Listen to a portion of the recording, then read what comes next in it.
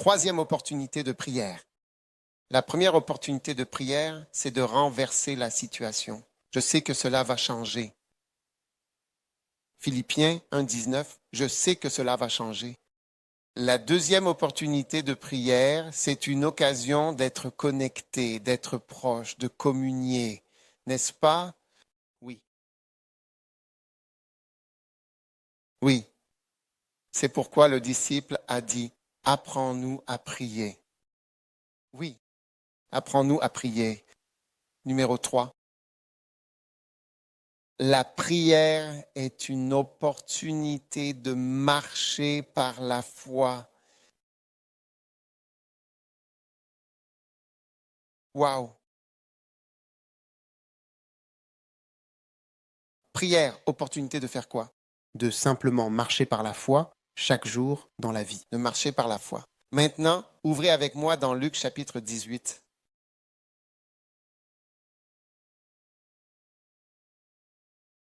Luc chapitre 18.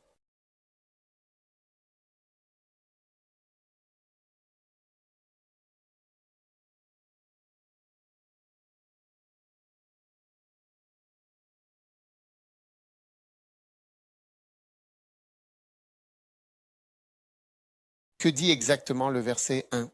Jésus leur adressa une parabole, c'est-à-dire qu'il leur raconta une histoire pour illustrer un enseignement spirituel important. Pourriez-vous, s'il vous plaît, remplacer cette citation par la version correspondante dans la... Et il leur dit une parabole pour montrer qu'il faut toujours... Quoi? Prier. De prier. Prier. Et ne pas se relâcher. D'accord? Cela signifie donc que, tu vois, lorsque tu ne pries pas, eh bien, tu te relâches, tout simplement, tu te relâches.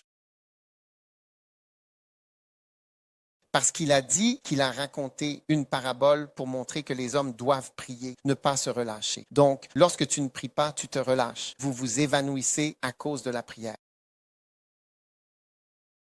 Que signifie s'évanouir?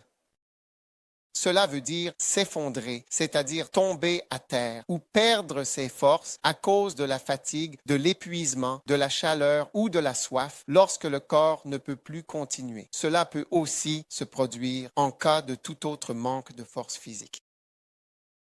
As-tu déjà perdu connaissance? Qui a déjà perdu connaissance? Un évanouissement, 2 évanouissements, 3 évanouissements, 4 évanouissements, 5. Tous ceux qui se sont déjà évanouis, levez-vous. Qu'est-ce qui t'est arrivé quand tu t'es évanoui?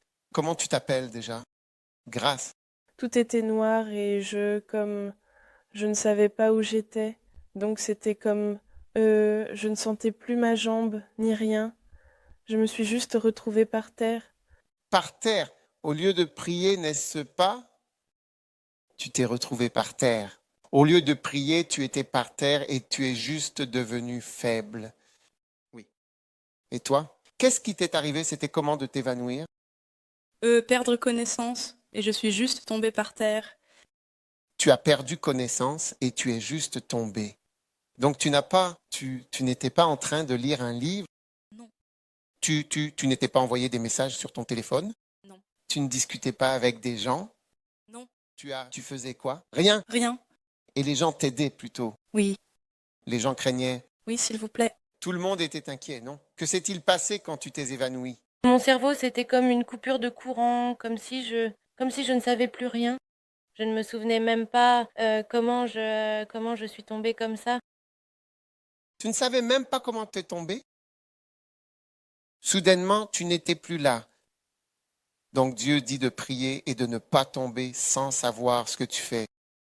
Donc si tu ne pries pas, tu tomberas sans savoir ce que tu fais.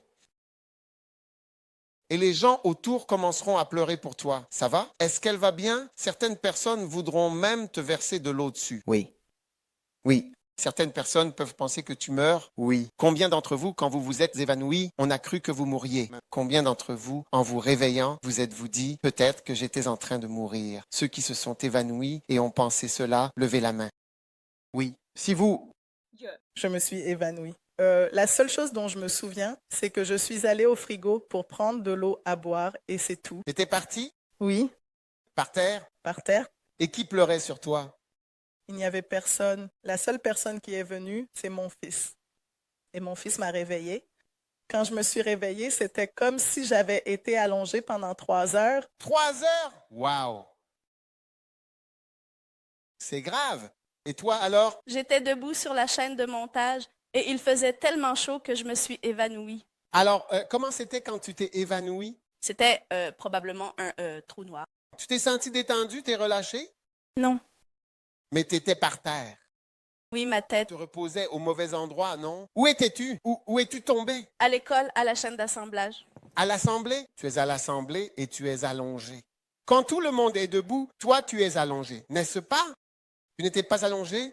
Oui, je me suis effondrée et des gens m'ont portée. Donc, tu étais allongé et ensuite des gens t'ont porté. Ce qui est encore plus une crise. N'est-ce pas vrai? Oui. Toi, où t'es-tu effondré? Ou assieds-toi. C'était en fait pendant notre entraînement de cadet. Entraînement de cadet. Et ensuite, tu es tombé par terre? Pasteur. Donc, tu étais allongé sur le terrain des cadets. Tu es allongé sur le terrain des cadets. Au lieu d'être allongé dans ton lit à la maison, tu viens sur le terrain des cadets pour t'allonger et te détendre. Est-ce le bon endroit pour se détendre? Non. Donc, s'évanouir, c'est tout simplement se détendre au mauvais endroit et au mauvais moment. Oui. C'est ça, s'évanouir. Donc, les gens qui ne prient pas sont en train de se détendre. Parce que si tu t'es déjà évanoui, tu te rends compte que tu te détends au mauvais endroit. On dit, oh, comment peux-tu te détendre ici? Et avant même que tu t'en rendes compte, on est en train de t'éventer. Les gens te versent de l'eau dessus. Et toi, tu es en train de te reposer. Je veux dire, toi, tu n'arrives même pas à croire où tu te reposes et comment tu te reposes en plein moment de crise. Frère, où est-ce que tu t'es détendu? Mon chien me poursuivait. Un chien? Oui. Donc je courais et puis je me suis réveillé avec des gens qui m'éventaient. Ils me jetaient de l'eau dessus. Au lieu de s'échapper du chien, il tombe et il s'évanouit. Il se détend. Donc s'évanouir, c'est quand... Alors dans ta Bible, tu peux écrire, les hommes doivent toujours prier et ne pas se détendre. Merci. Où t'es-tu détendu, ma chère? Évêque, j'étais avec ma grand-mère et j'ai sauté le petit déjeuner. J'ai vu tout le monde tourner, alors j'ai dû m'accrocher à quelque chose. La première chose dont je me souviens, c'est que j'étais assise sur un monsieur qui recousait les chaussures, la chaise. Quand j'ai ouvert les yeux, j'ai vu beaucoup de gens m'entourer et me porter. Alors je me suis levée et je suis partie. Mais Tu étais assise sur un monsieur? oui, non, s'il vous plaît, pas un monsieur. Un homme qui cousait l'assise de la chaise, il s'est levé. Un homme qui recousait les chaussures s'est levé pour que je puisse m'asseoir. Et quand j'ai ouvert les yeux, j'étais assise là, beaucoup de gens m'entouraient. J'ai juste dû me lever et partir parce que j'étais tellement gênée. Il y avait plein de gens qui m'éventaillaient, me donnaient de l'eau. J'étais vraiment embarrassée et je me suis levée. Même si j'avais la tête qui tournait, il fallait que je trouve ma grand-mère pour qu'elle me tienne la main et m'emmène. Waouh! Au lieu de prier, regarde ce que tu fais. Et toi alors? Quoi? Comment as-tu fait pour t'évanouir? Eh bien, c'était après l'école, quand on marchait vers la route principale. Quand on est arrivé à l'arrêt de bus, parce qu'on jeûnait ce jour-là, j'ai senti ma tête tourner et je me souviens être tombée. Quand je me suis réveillée, mon ami riait de moi et ils m'ont donné de la goyave pour me redonner de l'énergie. Toi, tu es tombé devant le bus? Non, c'était à l'arrêt de bus. C'était à un arrêt de bus? Oui, c'était un arrêt de bus. Les chaises étaient là, puis moi j'étais... Et tu as pu t'évanouir sur les chaises? Hein? Donc, s'évanouir, c'est se détendre au mauvais moment. Mauvais moment. Mauvais moment. Et au mauvais endroit.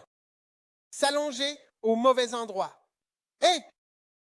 Donc, il faut toujours prier et ne pas se détendre au mauvais endroit, au mauvais moment. Est-ce qu'on peut tous le dire ensemble?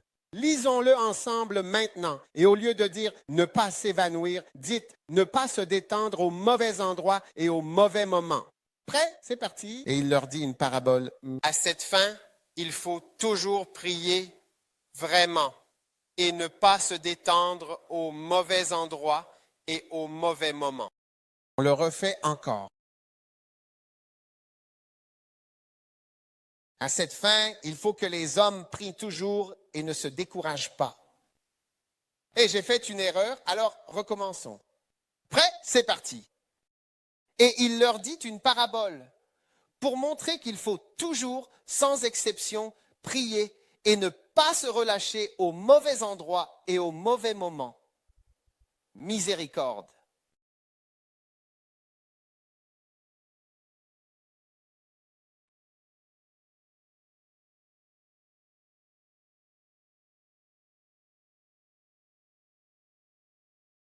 Disant. Il y avait dans une ville un juge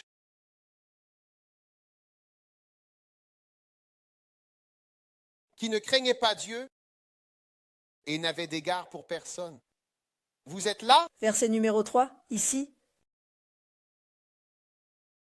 Et il y avait dans cette ville une veuve. Elle vint le trouver, disant, « Fais-moi justice de mon adversaire. » Et il ne voulut pas pendant un certain temps, mais ensuite il se dit en lui-même, « Bien que je ne craigne pas Dieu, ni n'ai d'égard pour personne.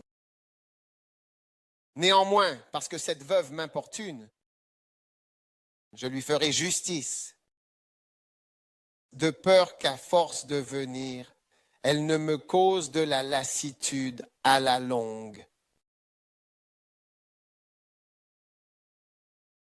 Et le Seigneur dit, « Écoutez ce que dit le juge injuste.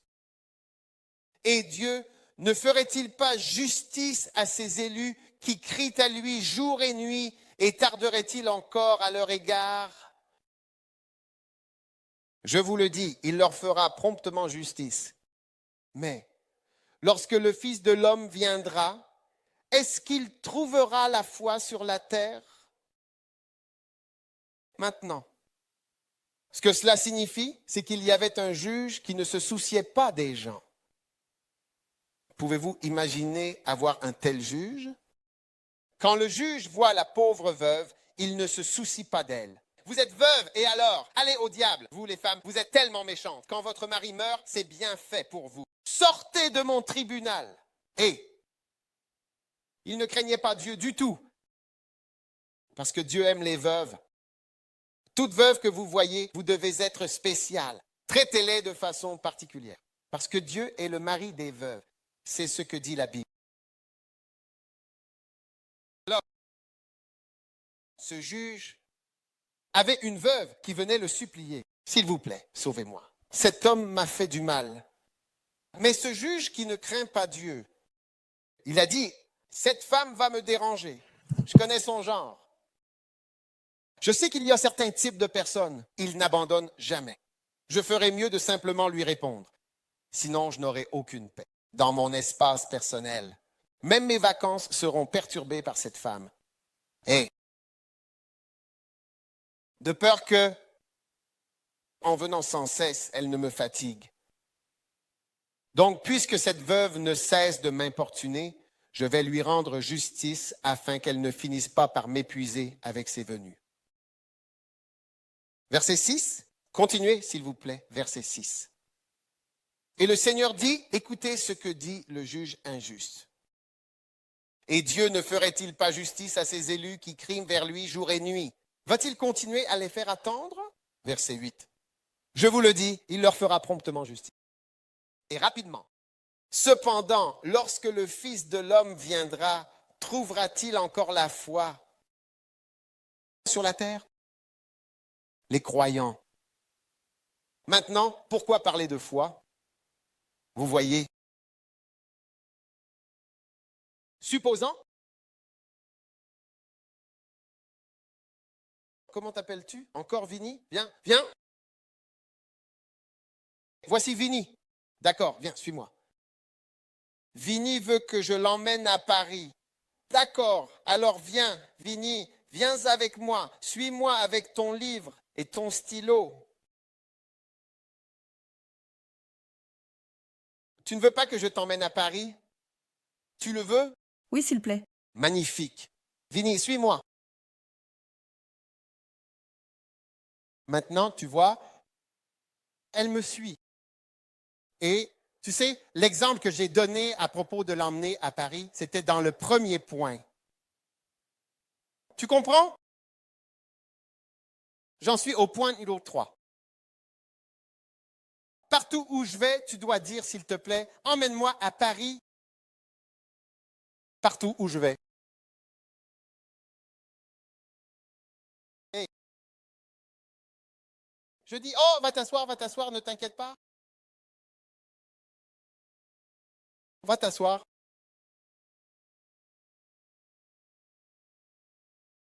Hein? D'accord, Maya, écoute, viens, s'il te plaît. Chantons une chanson, un peu. Ce n'est pas le moment pour Paris.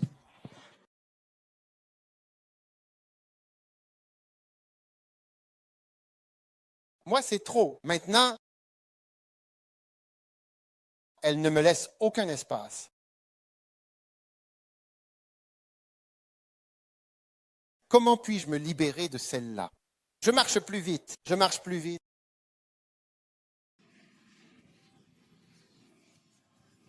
Écoutez, venez, soyez silencieux, d'accord? Calme, chèche. Alors, je vous disais, le point numéro 3, c'est quoi? La foi. La foi. Asseyez-vous, nous continuons.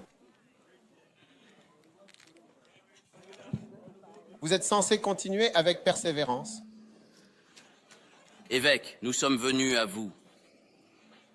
Vous voyez, nous nous arrêtons. Nous nous arrêtons. Vous savez, je vais vous dire quelque chose. Regardez Colossiens 4.2. Oui. Regardez. Persévérer dans la prière. Oui. Oui. Quoi qu'il arrive, c'est ton devoir. Souviens-toi, Dieu te parle. Continuez à prier. Persévérer dans la prière. N'oublie pas cela. Continue dans la prière. Oui, persévère dans la prière. Si tu deviens un ouvrier, la moitié de l'œuvre de Dieu, c'est la prière. La moitié. Oui, la moitié. Je me consacrerai au ministère de la parole et à la prière, la moitié de l'œuvre. Dire que c'est une année de travail, c'est aussi une année de prière. Moitié prière, moitié ministère. Oui.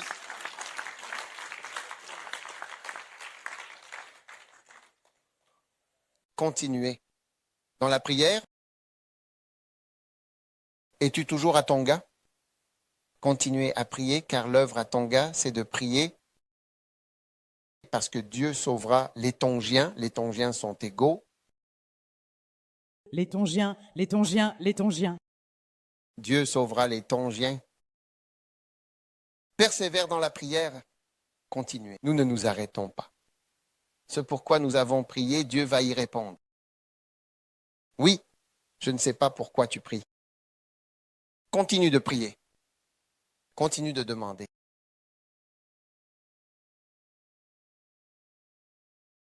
Hein? Certains d'entre vous ont arrêté de prier. Je veux dire, vous avez prié si longtemps, vous avez abandonné, vous avez décidé d'arrêter.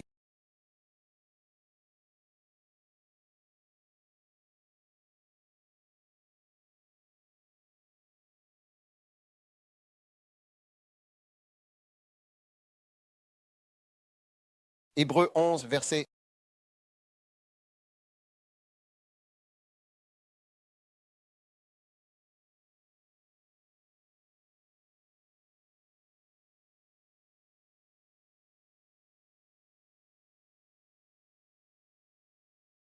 C'est quoi? Asseyez-vous.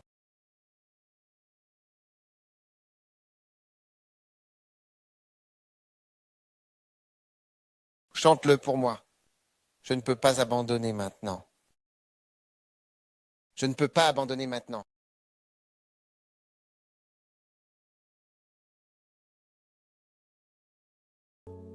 Cela m'a vraiment beaucoup aidé tout au long de la chanson et jusqu'à ce moment-là, précisément, sans jamais faillir à chaque instant.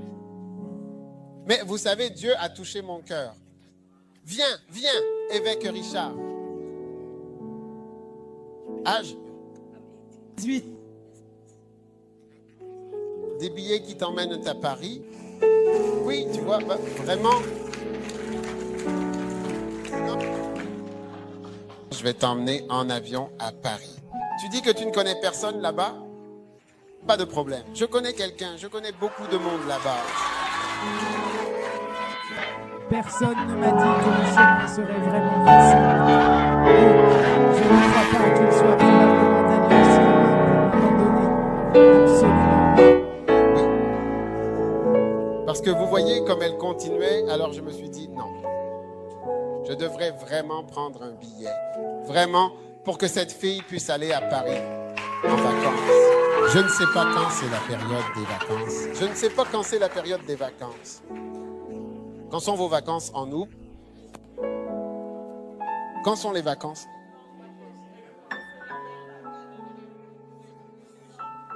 Vacances d'été. De novembre à janvier? C'est ta longue période de vacances.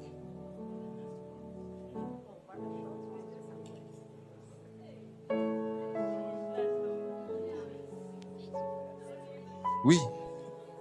Au moins un mois, c'est bien. Hein? Un mois seulement. Donc, tu auras tes premières visites à Paris cette année par la grâce de Dieu, novembre. Évêque Richard, je te confie la responsabilité et nous avons toute une famille d'églises là-bas. Tu vas prendre des photos devant la tour Eiffel et tu fais le tour de tout Paris. Et de toutes les choses là-bas, tu y vas. Disneyland, le monde de Disneyland. C'est Disneyland ou Disneyland World? Disneyland. Disneyland Paris. Disneyland. Es-tu déjà allé à Disneyland? Et la tour Eiffel? Mais tu l'as vue en photo et où d'autre à Paris? Hein? Ah oui, c'est... alors, comment il s'appelle déjà? Versailles. Il y a beaucoup de choses à Paris et puis un peu de shopping. De jolies robes. Pourquoi pas? Pourquoi pas? Parce qu'elle n'arrête pas de me déranger. Parce que je ne sais pas comment je vais passer au point numéro 4. J'ai 10 points et à cause d'elle, si je ne fais pas attention, je ne pourrai pas atteindre le point numéro 4 facilement. Il faut qu'on avance sur le sujet. Ah oui, et...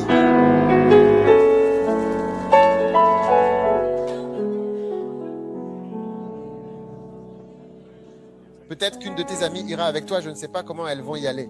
Parce que c'est toi pour qui j'achète le billet. C'est juste toi. Parce que quelqu'un d'autre aurait pu la rejoindre, dire ça. Nous sommes deux. Nous aussi, franchement, on veut aller à Paris et tout ça. Sa mère est ici. Où est sa mère? Ah, d'accord. Oui. Magnifique.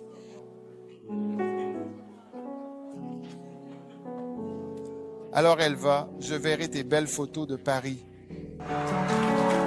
Alors, tu vas me laisser tranquille maintenant que j'ai dit ça, quand même.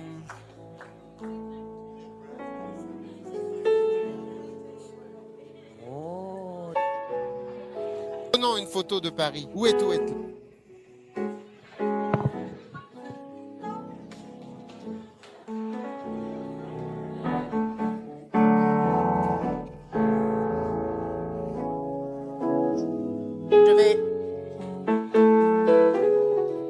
Je reviens, d'accord. Va t'asseoir maintenant. Où est le dîner de novembre? Ou bien quand ce sont les vacances? Wow.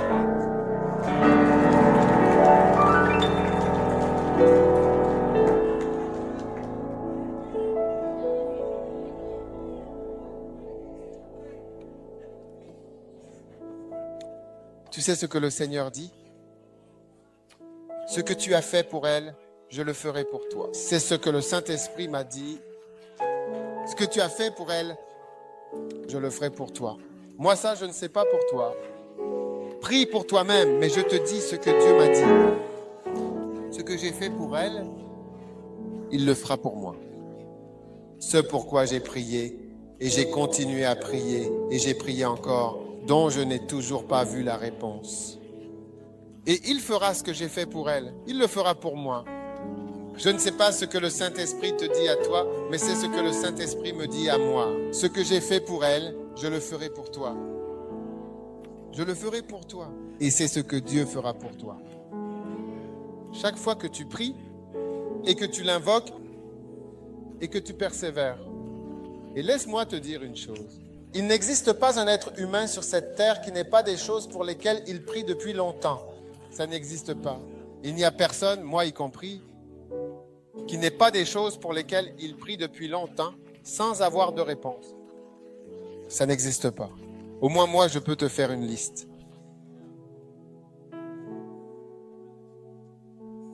Je peux te donner une liste de choses, même des choses pour lesquelles j'ai perdu espoir.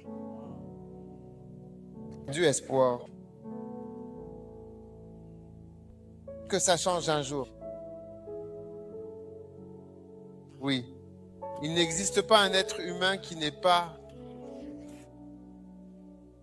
à cause de la façon dont est le monde. Ça n'existe pas, mon frère. Il n'a pas les choses pour lesquelles il prie depuis longtemps. Ça n'existe pas. Il en a. J'en ai. Tu en as. C'est pour ça qu'il est écrit dans Colossiens 4, verset 2. Continuez. Parce que c'est un signe que tu es un homme de foi. Quand cette fille, tu vois, quand je lui ai demandé ça, quand on chantait, je lui ai demandé ça. Tu parles français? Elle a dit non. J'ai dit, tu crois que je peux le dire? Oui. Je crois que nous discutons avec elle. Elle croit que je peux l'emmener à Paris. Eh bien, en fait, je crois vraiment que c'est vrai. Donc, il ne m'est jamais venu à l'esprit que je devrais l'emmener à Paris en réalité, mais alors que non, même quand j'ai commencé à prêcher, ça ne m'est pas venu à l'esprit, mais il est arrivé un moment où je me suis dit, écoute, je devrais juste acheter un billet pour cette fille, pour l'emmener à Paris, je devrais l'envoyer à Paris. Vous voyez, il viendra un moment où il viendra à l'Esprit de Dieu que, tu sais, ça suffit. Je vais maintenant faire cette chose que cet homme demande sans cesse, je vais le faire pour lui. Ce gars-là est quelque chose en ce moment. Oh oui. Donc la moitié du travail, c'est la prière. La moitié de l'œuvre de Dieu, c'est de prier et de persévérer dans la prière. Colossiens 4, 2, persévérer dans la prière, persévérer dans la prière, persévérer dans la prière. Oh oui. Asseyez-vous, tout le monde. Waouh. Incroyable, non? Oh oui. Maintenant, Hébreux 11, verset 1. La foi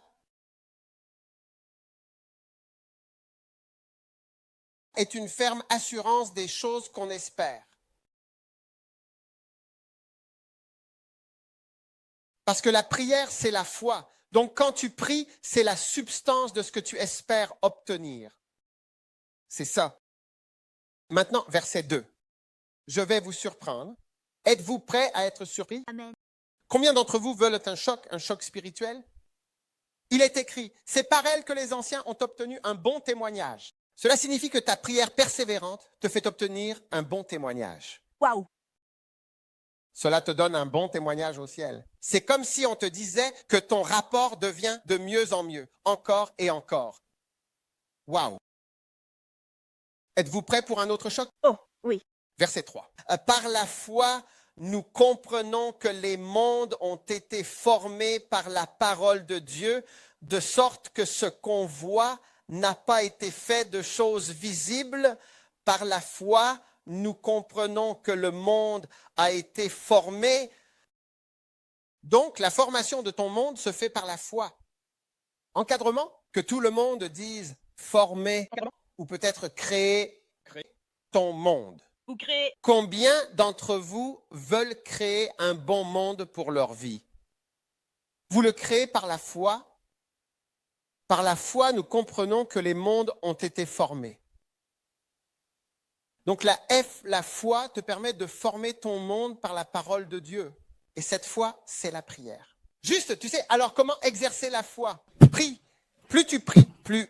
Au moment où la fille me parlait, quand j'ai commencé à lui parler Au début, je ne regardais pas son visage parce que j'étais timide devant elle, donc j'étais gêné par la façon dont elle parlait. Il y a un moment où j'ai commencé à la prendre au sérieux. J'ai commencé à la regarder dans les yeux. Je lui ai dit, « Tu crois que je peux faire ce dont tu parles? Tu penses que c'est sérieux? » Et son monde, tu la verras avec des photos. Tu verras sa photo de profil. C'est comme ça qu'on appelle ça. Oui. Photo de profil et ce sera depuis Paris. Elle a dit, non, c'est ça. Tu sais, je suis venue à Paris à cause d'un camp. Oui, oui, à cause d'un camp. Ah, oui. Séminaire de prière.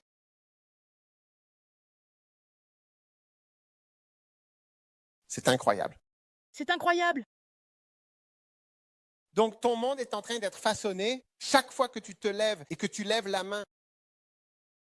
Tu es en train de façonner ton monde. Tu es en train de façonner ton monde. Tu ne laisses pas ton monde être façonné par d'autres forces, mais par la force de la puissance et de la foi qui vient à travers tes prières lorsque tu te lèves et tu pries le Seigneur. Es-tu prêt pour un autre choc? Oh, oui. Verset 4. Par la foi, Abel offrit à Dieu un sacrifice plus excellent que Caïn. Tu vois, la prière te pousse à préparer un sacrifice plus excellent parce que la foi, c'est la prière. Tu vois, tu peux remplacer foi par prière. Tu peux dire, par la prière, Abel a offert un sacrifice plus excellent.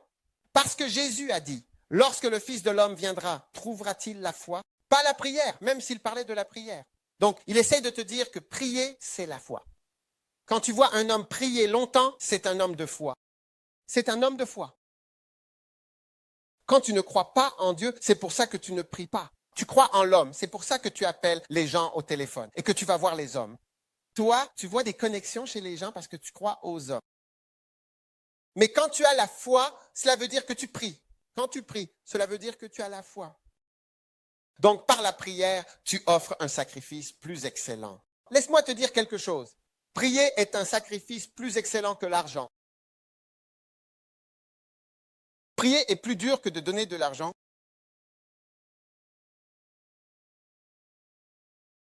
Réfléchissez-y.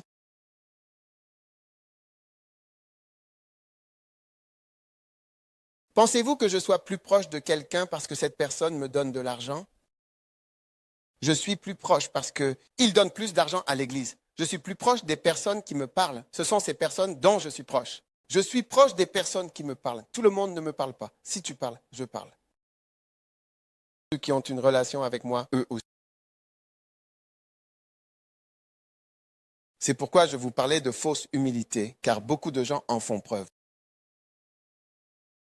Mais les personnes qui parlent, je finis toujours par leur parler et finalement, je finis par être vraiment proche d'elles. Donc, la foi te poussera à faire un sacrifice plus excellent par lequel tu obtiendras le témoignage que tu es juste.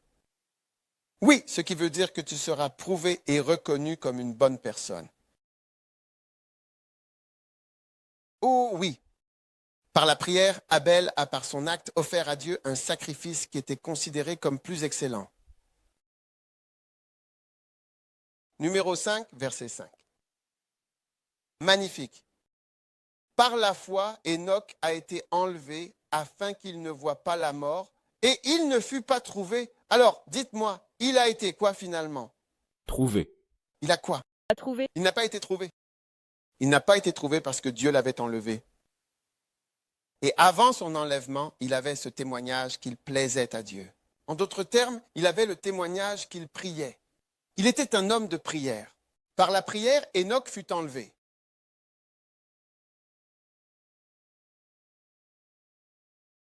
Vous savez, nous avons eu un évêque qui vient de décéder il y a quelques semaines. Il a ressenti, il allait parfaitement bien à ce moment-là. Et puis, tout d'un coup, subitement, il a ressenti une douleur, un certain inconfort. Et il a dit, allons à l'hôpital. Quand ils sont arrivés à l'hôpital, il a marché jusqu'à la voiture. Il a marché jusqu'à la voiture. Quand ils sont arrivés à l'hôpital, il est sorti. Ils ont apporté un fauteuil roulant, peut-être à cause du protocole. Il est monté, mais une fois à l'intérieur de l'hôpital, il s'est levé et a marché lui-même jusqu'au lit. Alors, l'infirmière, vous suivez? Vous voyez cela? Oui. Il ne fut plus trouvé parce que Dieu l'avait enlevé.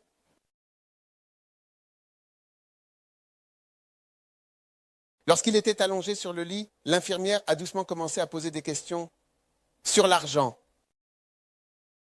Et il a dit à l'infirmière, il a réprimandé l'infirmière, enfin pas réprimandé, mais je veux dire, il lui a dit aussi, donc, concentrez-vous sur votre travail. Ce n'est pas le moment de demander de l'argent ou de demander si nous avons une assurance ou quoi que ce soit. Son fils me l'a dit et il a fermé les yeux. Fiom Adanra Baras Adanra et il a commencé à dormir. Ce jour-là, il est parti. Aucune douleur, même pas une pensée de la mort, pas une seconde. Il était là et il n'était plus là. Et je te le dis, il a commencé à parler en langue. Frabara, c'est Adanra, Bara, c'est Adanra, puis il s'est endormi. Il n'était plus de ce monde. En un instant, comme ça. Quand j'ai entendu le témoignage, j'ai dit, ça, c'est Enoch. C'est tout. Il priait et il est parti. Par la prière, Enoch a été enlevé. Frabara, c'est Adanra, Bara, c'est Adanra. Il était là, il n'était plus de ce monde. Il n'a même pas dit au revoir. Il n'a même pas dit, oh, tu sais, ne t'inquiète pas. Oh, je sais que je suis en train de mourir. Ou peut-être si je meurs. Il n'y avait rien de tout ça. Il a dit, Ekia, puis à l'infirmière, ne soyez pas stupide. Non, pas, ne sois pas bête. Je ne sais pas. Mais concentre-toi sur ton travail. Et il n'était plus de ce monde. Tu peux faire ce que tu veux. Et c'est fou ou ce n'est pas fou? C'est trop fou. Je ne sais pas pourquoi tu es si silencieux avec moi. Je crois que je vais aller en Chine pour leur prêcher maintenant. Je vais aller en Chine. Je vais aller en Chine. Trop sauvage. Tu es ici parce que... de lui. Alors, prière, vous serez simplement transféré. La prière est quelque chose de très puissant. C'est comme marcher sur un nuage de foi quand tu es un homme de prière. Quand tu vois un homme qui ne prie pas, tu regardes un homme qui ne peut pas faire l'œuvre de Dieu. Parce que c'est comme une personne qui passe un examen, section 1 et section 2, et après, il dit, la section 1, je ne peux pas la faire. Section 1, je ne peux pas. Je ne peux faire que la section 2. S'il te plaît, tu as terminé.